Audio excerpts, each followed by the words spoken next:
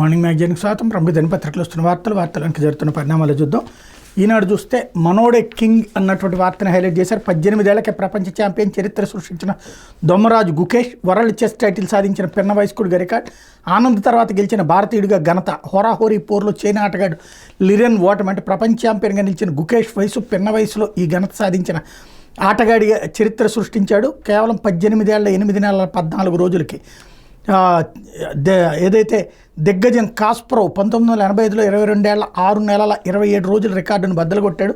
ప్రపంచ classic chess ఛాంపియన్షిప్లో విజేతగా నిలిచిన 2వ భారతీయుడు గుకేష్, 5 సార్లు టైటిల్ గెలిచిన ఆనంద్ అతనికంటే ముందున్నాడు అన్నటువంటి వార్తని హైలైట్ చేశారు. లేకపోతే పని చేస్తే ప్రోత్సాహం, లేకపోతే నమస్కారం. కలెక్టర్లైనా మంత్రులైనా అంతే. 6 నెలలకు ఒకసారి పనితీరు మదింపు, ప్రజల్లో సంతృప్తి మన అంతిమ లక్ష్యం. ముఖ్యమంత్రి చంద్రబాబు స్పష్టీకరణ. నేను టీం లీడర్ని, మీకు 24 గంటలు అందుబాటులో ఉంటాను.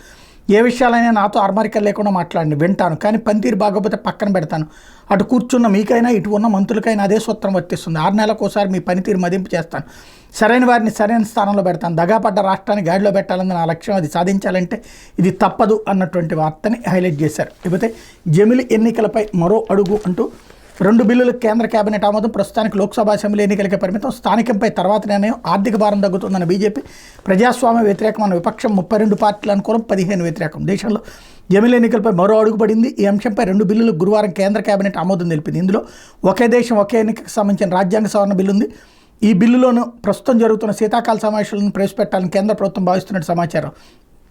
ప్రస్తుతానికి లోక్సభ, రాష్ట్రాల అసెంబ్లీలకు ఏకకాలంలో ఎన్నికలు నిర్వహించే బిల్లుల్ని ప్రభుత్వం తీసుకొస్తున్నట్టు సంబంధిత వర్గాలు వెల్లడించాయి. స్థానిక సంస్థల ఎన్నికలపై తర్వాత నిర్ణయం తీసుకునే అవకాశం ఉందని తెలిపినాయి. లోక్సభ, అసెంబ్లీ ఎన్నికలతో పాటు స్థానిక ఎన్నికలను నిర్వహించాలని మాజీ రాష్ట్రపతి రామ్నాథ్ కోవింద్ ఆధ్వర్యంలో కమిటీ సిఫార్సు చేసింది. ఇందుకోసం 2 రాజ్యాంగ సవరణ బిల్లులను ప్రవేశపెట్టాలని సూచించింది. అయితే స్థానిక ఎన్నికల విషయాన్ని ప్రస్తుతానికి పక్కన పెట్టిన కేంద్రం లోక్సభ, అసెంబ్లీ ఎన్నికలపై తీసుకొచ్చిన బిల్లులకు పచ్చజెండా ఊపింది. దీనికి 50% రాష్ట్రాల ఆమోదం తెలపాల్సిన అవసరం లేదని సంబంధిత వర్గాలు వెల్లడించాయి. స్థానిక ఎన్నికలను వాటితో కలిపి నిర్వహించాలంటే రాజ్యాంగ సవరణతో పాటు 50% రాష్ట్రాల ఆమోదం తప్పనిసరి. కాబట్టి తెలివిగా ఈ వ్యవహారం చేశారు. కాబట్టి జమిలీ ఎలక్షన్ బిల్ అన్నటువంటిది రాబోతోంది. మరి గెలుస్తారా లేదా అన్నది చూడాలి. అయితే రైతులకు ద్రోహం చేసిన గత ప్రభుత్వం అంటూ ఏపీ వ్యవసాయ మిషన్ చైర్మన్ మర్రాడి శ్రీనివాసరెడ్డి, గత ప్రభుత్వం విత్తనం నుంచి విక్రయం వరకు రైతులకు ద్రోహం చేసిందని, వ్యవసాయ రంగాన్ని దివాళా తీయించిందని ఏపీ రాష్ట్ర వ్యవసాయ మిషన్ చైర్మన్ మర్రెడ్డి శ్రీనివాసరెడ్డి ధ్వజమెత్తారు.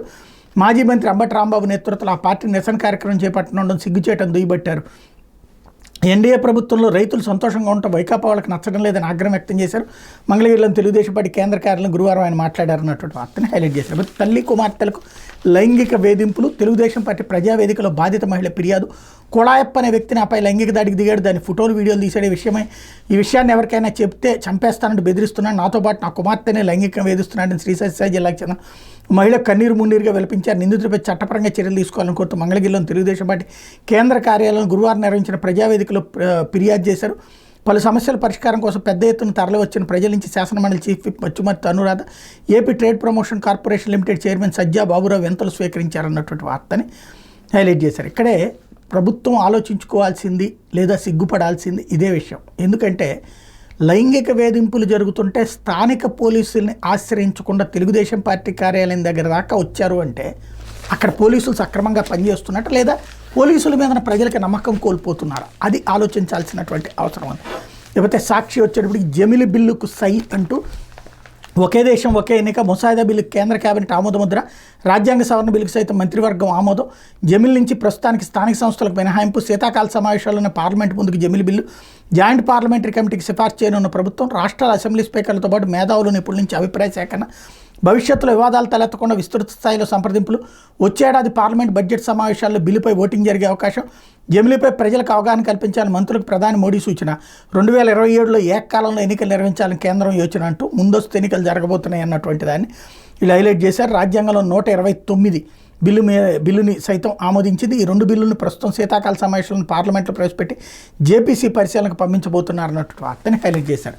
వివిధ జగజ్జాత మన గుకేష్ అని ఇక్కడ కూడా హైలైట్ చేశారు. మరోవైపున ఎందుకు ఒకే ఎన్నిక, దేశంలో జమిలి ఎన్నికలకి సంబంధించి ఎప్పుడు జరగచ్చు అన్నటువంటి పాయింట్ని టచ్ చేస్తూ డీటెయిల్డ్ స్టోరీ మరొకటి రాసుకొచ్చారు. అయితే మొదలైంది బాబు మార్కు ఏరివేత. పెన్షన్లని 3 నెలల్లోనే రీవెరిఫికేషన్ చేయించండి.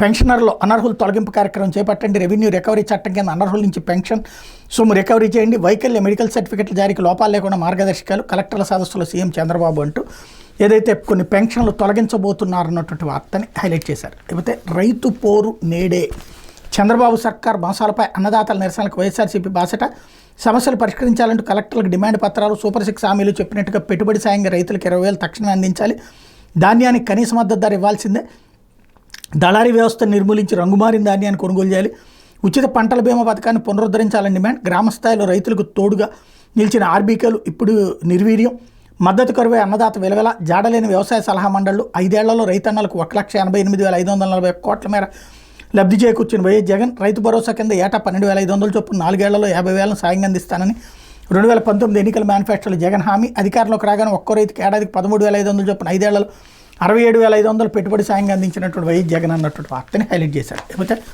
అమరావతికి ఇచ్చేది అప్పే అంటూ అమరావతి నిర్మాణానికి కేంద్ర ప్రభుత్వం ఇస్తామని ప్రకటించిన 15,000 కోట్లు రుణమని తెలిపింది. ఈ మొత్తం కేంద్రం నుంచి గ్రాంట్గా ఇస్తున్నట్టు ఇప్పటికే శాసనసభలో ప్రకటించిన సీఎం చంద్రబాబు, అందుకు కేంద్ర ప్రభుత్వానికి ప్రత్యేకంగా సభలో ధన్యవాదాలు సైతం తెలిపారు. ఇక ప్రకటించిన మొత్తంలో 13,500 కోట్లు ప్రపంచ బ్యాంకు, ఆసియా అభివృద్ధి బ్యాంకుల నుంచి కేంద్రం రుణం తీసుకుని ఏపీ రాజధాని నిర్మాణానికి గ్రాంట్గా ఇస్తున్నట్టు కూటమి నేతలు ప్రచారం చేశారు. కానీ ఇవన్నీ అబద్ధమని, ప్రపంచ బ్యాంక్ ఐడీబీలు ఇచ్చేది పూర్తిగా షరతులతో కూడిన రుణమని తాజాగా బహిర్గతమైంది. ఈ మేరకు గురువారం ఫిలిప్పీన్స్ రాజధాని మనీలాలో సమావేశమైన ఆసియా అభివృద్ధి బ్యాంక్ బోర్డు అధికారులు Amaravati inclusive and sustainable capital city development ప్రోగ్రామ్కి $788.9 మిలియన్ రుణాన్ని సుమారు 6,694 కోట్లు ఇచ్చేందుకు ఆమోదం తెలిపారు. ఈ రుణం మొత్తం 121.97 బిలియన్లు జపనీస్ యెన్లతో అందించనున్నట్టు ప్రకటించారు. ఈ మొత్తంలో అమరావతి ల్యాండ్ పూలింగ్ పథకం కింద వాటాదారులుగా ఉన్న రైతులకు ప్రయోజనం చేకూర్చారు. ట్రంక్ ఇన్ఫ్రాస్ట్రక్చర్, ప్రభుత్వ కాంప్లెక్స్ మౌలిక సదుపాయాలతో సహా కీలకమైన మౌలిక సదుపాయాల అభివృద్ధిపై ప్రభుత్వం ఖర్చు చేయాలని సూచించారు. ఈ మొత్తాన్ని ఇతర బహుపాక్షిక అభివృద్ధి బ్యాంకులు, మల్టీలాటరల్ డెవలప్మెంట్ బ్యాంక్ సహకారంతో ప్రోగ్రాంకు మద్దతు ఉంటుందని ఏడీబీ భారతదేశ కంట్రీ డైరెక్టర్ మిమీ ఓకా తెలిపారు. ఇక రుణంగా ఇచ్చే మొత్తానికి వడ్డీ ఉండదని, కానీ 20 ఏళ్ల తర్వాత వాయిదాలుగా ఆనాటికి ఉన్న డాలర్ల విలువకు సమానంగా చెల్లించాల్సి ఉంటుందని ఆర్థిక నిపుణులు చెబుతున్నారు. అయితే అప్పటికి డాలర్ విలువ 20 రెట్లు పెరుగుతుందని ఆందోళన వ్యక్తం చేస్తున్నారు. ఇది ఎలా ఉంటే అమరావతికి వచ్చే 15,000 కోట్ల ఏడీబీ ప్రపంచ బ్యాంకులు ఇచ్చే 13,500 కోట్ల రుణంగా మిగిలిన మొత్తాన్ని కేంద్రం ఇవ్వబోతోంది అన్నట్టు అర్థనే హైలైట్ చేశారు. ఇందులో వీళ్ళు తప్పుదో పట్టిస్తున్నటువంటిది ఏంటంటే, నిజం, అప్పుగానే వాళ్ళు ఇస్తారు, ఆ అప్పు కేంద్రం తీరుస్తుంది. ఫస్ట్ నుంచి చెప్పింది అదే, చంద్రబాబు గారు చెప్పింది కూడా అదే, కేంద్రం తీరుస్తుంది రాబోయేటటువంటి రోజుల్లో. 20 ఏళ్ల తర్వాత అప్పుడు రెడ్డి ఎవరో రాజు ఎవరో చూసుకోవాలి కదా. నెంబర్ 1.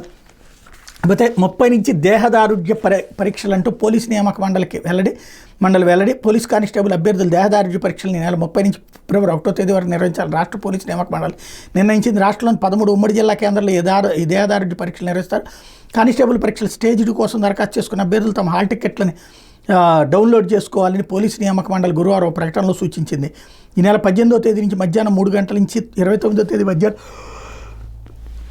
3 గంటల్లోపు డౌన్లోడ్ చేసుకోవాలని స్పష్టం చేసింది అన్నట్టు అర్థనే హైలైట్ చేశారు. మొత్తం మీద పోలీసు ఉద్యోగాలు ఏదైతే జగన్ ఇస్తానని చెప్పి మధ్యలో ఆగిపోయినాయి, టీచర్లు, పోలీసులు, ఈ 2 ఉద్యోగాలు గ్రామీణ ప్రాంత నిరుద్యోగుల కళ, అది జగన్ చేయలేకపోయాడు, అది తెలుగుదేశం ప్రభుత్వం చేస్తానంటుంది. డిఎస్సి ఇంకా సెట్ కాలేదు, కానీ ఇప్పుడైతే పోలీస్ కానిస్టేబుల్ ఉద్యోగాలు అయితే మాత్రం సెట్ చేస్తున్నారు, దానికి సంబంధించినటువంటి అడుగులు వేస్తున్నారు. లేకపోతే ఆంధ్రజ్యోతి జమిలికి సై అంటూ, జమిలి ప్రజాస్వామ్య వ్యతిరేకం, ప్రాంతీయ ఆకాంక్షలకు గొంతు లేకుండా పోతుందంటూ, సమాఖ్య వ్యవస్థ దెబ్బతింటుందంటూ స్టాలిన్ రైట్ చేసినటువంటి పాయింట్. అనుకూలంగా బీజేపీ, అన్నాడీఎంకే, అప్నాదళ్లు, బిజు జనతాదళ్, అస్సోం గణ పరిషత్, శివసేన, జేడీయూ, అకాలీదళ్. వ్యతిరేకం Congress, CPM, Trinamool Congress, SP, MIM, CPI, DMK, BSP, Aap. స్పందించనివి TDP, YCP, BRS, NCP, RJD, RLD, JDS, Jharkhand Mukti Morcha, Indian Union Muslim League, National Conference, Kerala Congress అన్నటువంటి వార్తని హైలైట్ చేసింది. కొంచెం డిఫరెంట్గా ఇచ్చుకొచ్చింది ఆంధ్రజ్యోతి. అక్కడ 35 ఓకే, 15 మాత్రమే చేయట్లేదు, అంగీకరించట్లేదని రాసుకొస్తే అసలు వాస్తవం ఇది. అయ్యో చిన్న చితకా పార్టీలు కూడా రాసేసినట్టున్నారు వాళ్ళు, కాదన్నటువంటి కోణాన్ని వీళ్ళు ప్రొజెక్ట్ చేసుకొచ్చారు. లేకపోతే భూ వివాదాలపై టాస్క్ ఫోర్స్ అంటూ కలెక్టర్, ఎస్పీ, ఆర్డీఓ, డిఎస్పీలతో జిల్లాల్లో ఏర్పాటు. టైటిలింగ్ దెబ్బకు భూమి కోల్పోయిన వారికి న్యాయం. మరిన్ని సమస్యలు తెచ్చిన ఫ్రీ హోల్డ్ విధానం. 13,25,000 ఎకరాలు రిజిస్ట్రేషన్ చేసేశారు. రెవెన్యూ పట్ల ప్రజల్లో నమ్మకం పెరిగేలా చేయాలి. పింఛన్లపై 3 నెలల్లో నివేదిక. అనర్హుల తొలగింపు. నేరాల కట్టడికి త్రిముఖ వ్యూహం. సోషల్ సైకోల్ నియంత్రణ కఠిన చట్టాలు. అధ్యయనానికి మంత్రివర్గ ఉపసంఘం. ఇసుక రవాణాలో ఎవరన్నా ఖచ్చితంగా చర్యలు. 5 ఏళ్లలో పేదలందరికీ ఇళ్ళు. గ్రామాల్లో 3, పట్టణాల్లో 2 సెంట్లు. త్వరలో 1,00,000 గృహప్రవేశాలు. 1,878 కోట్లతో బీసీల సంక్షేమానికి చర్యలు. ఎస్పీలు, కలెక్టర్లకు చంద్రబాబు దిశానిర్దేశం అన్నటువంటి వార్తను హైలైట్ చేశారు. ఇందులో 5 ఏళ్లలో పేదలందరికీ ఇళ్ళు. గ్రామాల్లో 3, పట్టణాల్లో 2 సెంట్లు. ఇవి ఎప్పుడు ఇస్తారు? ఆల్రెడీ ఇచ్చిన వాళ్ళకి తీసేసి ఇస్తారా? ఇది స్టేట్మెంట్లు బాగుంటున్నాయి, వాస్తవం ఏంటో తెలియట్లేదు. ఆల్రెడీ ఇచ్చేసి ఉన్నది. ఇంతకుముందే అర్హులందరికీ ఇచ్చేశారు. ఇంకా అనర్హత ఉన్నోళ్ళు ఎవరున్నారని ఇప్పుడు కొత్తగా ఇవ్వాలన్నా అప్పుడు ఇవ్వని వాళ్ళకి ఇవ్వాలి, లేదా ఇచ్చిన వాళ్ళని క్యాన్సిల్ చేసేవాలి. కాబట్టి ఇక్కడ ఒక గందరగోళం ఉంది. కేవలం పేపర్ హెడ్డింగుల్లో ఒక రకంగా ఉంది, వాస్తవం మరొక రకం ఉంది. ఇంకోటి త్వరలో 1,00,000 గృహప్రవేశాలు ఎప్పుడు కట్టారు అసలు? ఈ ప్రభుత్వం వచ్చాక ఒక్కొక్కటి కూడా కట్టలేదు కదా. అంటే వాళ్ళంతటా వాళ్ళు కట్టుకున్న దాని గృహప్రవేశాలను అప్పట్లో చేసినట్టు హంగామా చేయబోతున్నారనమాట. ఇకపోతే సోది చెబుతానమ్మ సోది అంటూ గాడి తప్పిన కలెక్టర్ల సదస్సు, కొందరు సీనియర్ ఐఏఎస్ల మెహర్బాని, సూటిగా చెప్పకుండా సాగదీత, సీఎం వారిస్తున్న వినకుండా స్పీచ్లు, గంటల కొద్ది ప్రజెంటేషన్లు, లక్ష్య నిర్దేశంపై స్పష్టత కరువు, అక్కర్లేని అంశాలపై టైం స్వాహ కీలక అంశాలపై నామమాత్రపు చర్చ అన్నటువంటి వార్తని తెలియజేసింది. చాలా మంచి వార్త. నేను నిన్న మొన్న కూడా అదే పాయింట్ రైజ్ చేస్తున్నా. కలెక్టర్ల మీటింగులో స్పష్టతనివ్వాలి. ఇదిగో రేషన్ది ఏం చేద్దాం, ఇదిగో పట్టాలు ఏం చేద్దాం, ఇలా ప్రజా సమస్యలకు సంబంధించి వస్తున్నటువంటి దానికి ఏం చేద్దాం, ఇట్లాంటిది ఎవరికి వాళ్ళు ఉపన్యాసాలు ఇచ్చుకున్నారు తప్పించి పరిష్కారం ఏం లేదు. 2 రోజులు సిద్ధడ అద్దంకెళ్ళు వచ్చినట్టు చర్చలు పూర్తయినాయి తప్పించి ఉపన్యాసాలకి పరిమితమైంది తప్పించి పరిష్కారం లేనటువంటిదే. హెడ్డింగుల్లో పరిష్కారాలు ఫైనల్గా ఏం లేదని ఆంధ్రజ్యోతినే రాసుకొచ్చింది. సోది చెప్తానమ్మ సోది అంటూ. అమరావతి రై అంటూ మరొక వైపున 6,800 కోట్ల రుణానికి ఏడీబీ ఓకే అన్నటువంటి వార్తని హైలైట్ చేశారు. లేకపోతే బై జగన్ అంటూ, నీతో వేగలేం, ఇక రాజకీయాల్లో ఉండలేం, మాజీ ఎమ్మెల్యేలు గుడ్ బై, మాజీ ముఖ్యమంత్రి వ్యవహార శైలిపై తీవ్ర అసంతృప్తి, రాజీనామా లేఖలు పంపిన అవంతి గ్రంథి, 5 నెలలకే పాలకపక్షంపై ఎదురుదాడి సరికాదు, ఓటమి తర్వాత జగన్ తప్పులు సరిదిద్దుకోలేదు, మొత్తం శెట్టి ఓ జగన్కు ఓ విధానమే లేదు, వాలంటీర్లతో కార్యకర్తల గుర్తింపు లేకుండా పోయింది శ్రీనివాస్. ఈ వార్త రాయడంలో తప్పే లేదు. కాబట్టి నాకు అర్థం కానిది ఏంటంటే, ఈ వార్త రాసినటువంటి ఇదే ఈనాడు జ్యోతి యనమల రామకృష్ణ లాంటి ఏకంగా ఆర్థిక మంత్రులు ఇద్దరు వచ్చేటప్పటికి ఆయనతో పోల్చుకుంటే వీళ్ళ స్టేటస్ కానీ వీళ్ళ స్టేజ్ కానీ చాలా తక్కువ, వీళ్ళు అనుభవించినటువంటిది. కానీ ఆయన సుదీర్ఘకాలపు ఆర్థిక మంత్రిగా చేశారు. అట్లాంటి ఆయనే లేఖ రాస్తే దాన్ని మాత్రం అసలు వార్తే పట్టించుకోలేదు.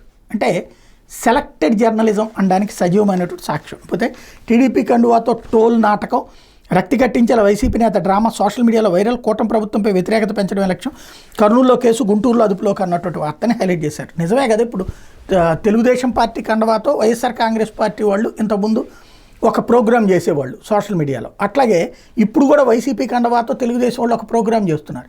కండవాలు మనం కప్పుకుంటే తప్పు, ఎదురోళ్ళు కప్పుకుంటే రైట్ ఏంటి? అది ఒక డ్రామా, నాటకాలు టైపులు. అట్లాంటి నాటకం కూడా అంగీకరించలేకపోతున్నారు. ఇప్పుడు టోల్గేట్లు వసూలు చేయబోతున్నారు, లేదా రాబోయేటటువంటి రోజుల్లో ఖచ్చితంగా వసూలు చేస్తారు కదా, ఓపెన్గానే చెప్తున్నారు కదా. దాన్నే సెటారికల్గా చేస్తే బూత్ అయిపోయిందా, తట్టుకోలేకపోతున్నారా? మరి అదే సెటారికల్ ఎన్ని రకాలు జరగట్లేదు ఇప్పుడు? అంటే ఒకళ్ళ అసహనం అన్నటువంటిది ఎవరి దగ్గర ఉంటుంది?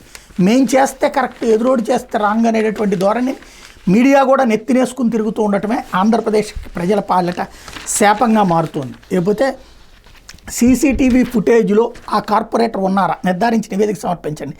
ఏపీపీ పిటిషనర్కి హైకోర్టు ఆదేశం, ఉన్నారని తేలితే ఆయన జైలుకే, విచారణ 2 వారాలకు వాయిదా.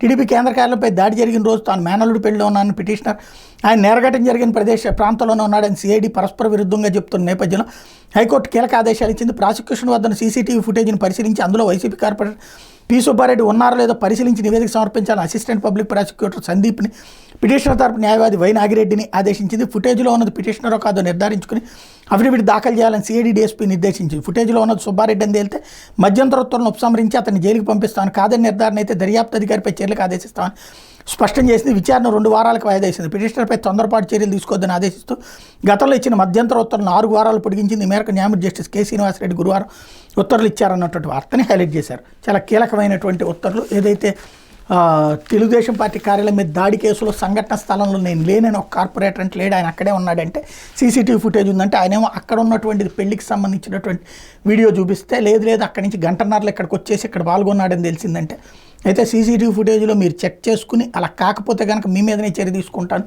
అయితే అతని మీద చర్య తీసుకుంటాను డైరెక్ట్గా హైకోర్టు జడ్జి గారు ఆదేశించడం అన్నటువంటి చాలా కీలకమైంది తాజాగా జరుగుతున్నటువంటి పరిణామాల మధ్యన.